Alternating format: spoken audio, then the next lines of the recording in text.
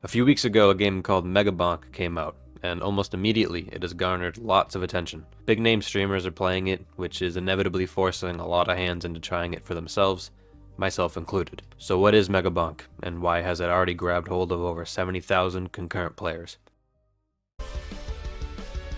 Upon loading into Megabonk, you'll notice many locked characters, items, weapons, quests, etc.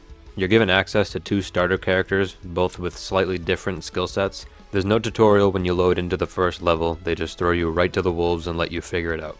Once you start running around aimlessly fighting enemies, you'll notice a few things right away.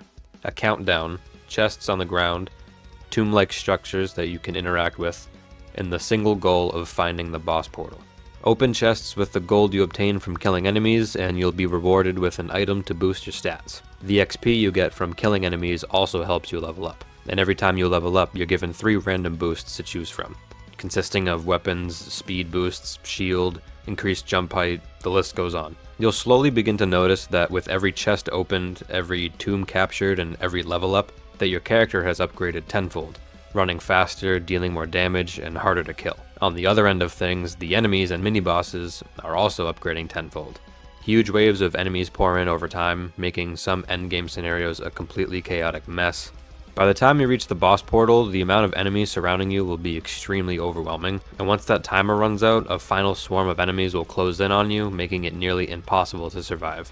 The game is challenging, it's a non-stop barrage, leaving you with no room to sit still for any amount of time. You have to constantly be moving and evading throughout each level, otherwise you'll have to start all over again.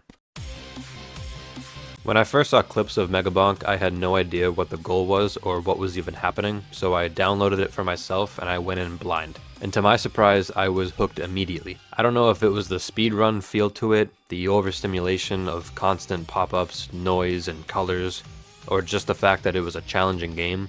But whatever it was got me thinking that almost anyone could play this game and find some form of enjoyment in it.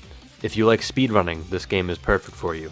If you enjoy total mayhem in a survival kind of game, then this is also right up your alley. It could also unironically be enjoyable for kids who play Roblox all day. It has the perfect amount of stimulation to equate to a tycoon. Even within the game itself, there are multiple different builds to choose from. You can focus on upgrading speed and agility to just fly across the map and zoom around, or you could focus on health and damage to move slowly but be an absolute tank. There's countless builds to choose from, and that's the point. You can customize and play the game to your liking, instead of just this one strict way of playing. The game is generally fun. I can see any kind of person enjoying this game for a multitude of reasons. Luckily for you, after you die over and over again on each level, your unlocks carry over to the next run. Granted, you need to open chests and level up in order to obtain them. Your arsenal expands nearly every time you play the game. Furthermore, as you keep replaying, you'll receive in-game currency to spend on new weapons and characters, giving you more reason to keep playing.